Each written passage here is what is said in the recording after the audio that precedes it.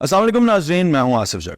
पिछले इस मौजू पे मैं बात कर रहा था कि दुनिया में बड़े बड़े नमूने हैं जो कि सर्जरीज के जरिए, प्लास्टिक सर्जरीज के जरिए अपने आप को ट्रांसफॉर्म कर लेते हैं किसी जानवर में या किसी और शक्ल में। और यही देखते देखते सामने आ गया टोक्यो जापान का रहने वाला टोको, जिसने अपने आप को कुत्ते में तब्दील कर लिया।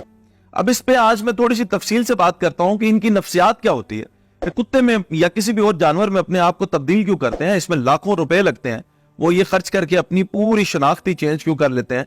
थोड़ी सी तफसील के साथ इसमें बात करते हैं। सबसे पहली चीज तो ये, इसमें पैसे कितने लगे। इसने 2 मिलियन येन जो है जापानीज जो करेंसी है वो लगाई, जिसको आप अगर कन्वर्ट करें तो 16,000 अमेरिकन डॉलर और 4.8 मिलियन पाकिस्तानी रुपए बनते हैं। इसने अपनी पूरी बॉडी, हत्ता कि उसके जिस्म के जो बाल हैं वो भी, चेहरा भी, सब कुछ कुत्ते में तब्दील करवा लिया है। और इसको मल्टीपल सर्जरीज के प्रोसेस से गुजरना पड़ा, उसके बाद ये बना कुत्ता। जिस कंपनी ने इसको कुत्ता बनाया, कुत्ता बनाने वाली वो कंपनी है नहीं, बेसिकली वो कंपनी है कॉस्ट्यूम्स तैयार करते हैं, मुख्तलिफ कॉस्ट्यूम्स बनाते हैं, जो कॉस्ट्यूम्स पहन के लोग फिर अदाकारियां करते हैं, फनकारियां करते हैं।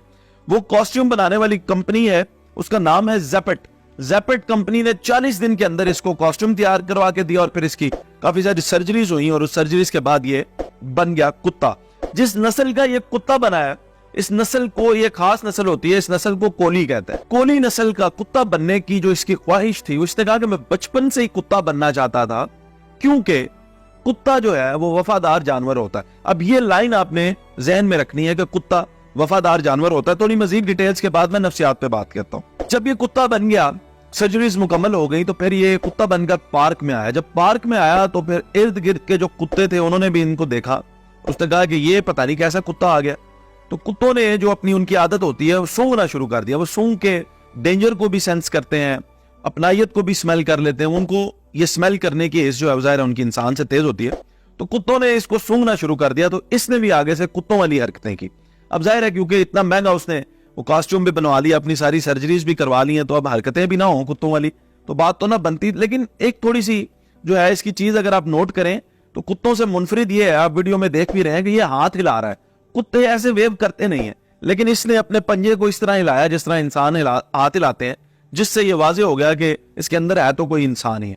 तो ये इसने सारा काम किया, और जैसे ही इसने ये काम कर लिया ना, अब इसके ऊपर लोगों ने मीम्स बनानी शुरू कर दी, लिखना शुरू कर दिया इसके बारे में। और फिर लोग तो जो उनके दिमाग में आता है वही लिखते हैं। कुछ लोगों ने लिखना शुरू किया है कि दुनिया का वाहिद ऐसा कुत्ता बन गया है जिसके पास पासपोर्ट भी होगा।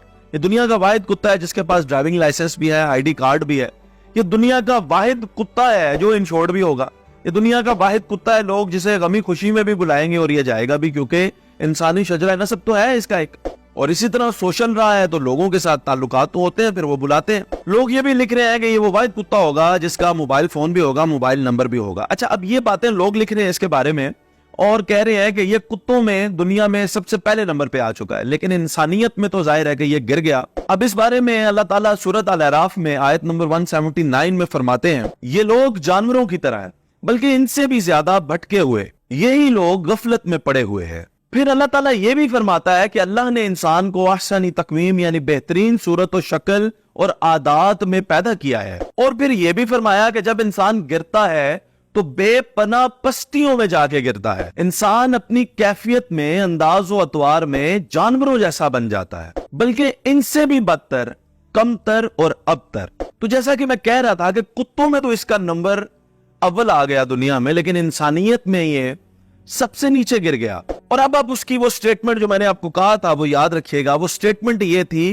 कि कुत्ता एक वफादार जानवर होता है। तो नफ्सियात पे बात करते हुए मैं ये आपको बताता चलूं कि ये जो लोग अपने आप को ट्रांसफॉर्म कर लेते हैं, कोई और शक्ल इख्तियार कर लेते हैं, इनके साथ जिंदगी में इंसानी रवैयों की शक्ल में बहुत जुल्म और ज्यादती भी हुई होती है, या कोई ना कोई ऐसा सानिया इनके साथ हुआ होता है जिसमें ये मेंटली तौर पर इंसानियत से या इंसानों से इनका एतबार उठ जाता है और ये लोग अपने आप को देखते हैं किसी और रूप में। और बहुत ऐन मुमकिन ये भी होता है कि इसकी जिंदगी में कोई ऐसा कुत्ता आया हो जिस कुत्ते ने इसको बड़ा इंस्पायर किया हो, इंसानों ने इसको धोखे दिए हो, तंग किया हो, परेशान किया हो। सेंसिटिव लोग भी होते हैं, मेडिकल कंडीशंस के साथ भी लोग होते हैं जिनका हमें पता नहीं होता। और एक कुत्ता कोई ऐसा जरूर इसकी जिंदगी में रहा होगा जिस कुत्ते ने इसके साथ बड़ी वफादारी की होगी, तो ये उससे मुतासिर होके, क्योंकि असाबी तौर पे कमजोर लोग होते हैं, तो फिर ये कुत्ता बनने की इसके अंदर ख्वाहिश बचपन से ही पैदा होगी और फिर ये कोनी नस्ल का कुत्ता बन गया। अच्छा, अब लिखने वाले, मीम्स लिखने वाले जो हैं, इसके बारे में ये भी लिख रहे हैं कि अब इसके साथ कुत्ते वाली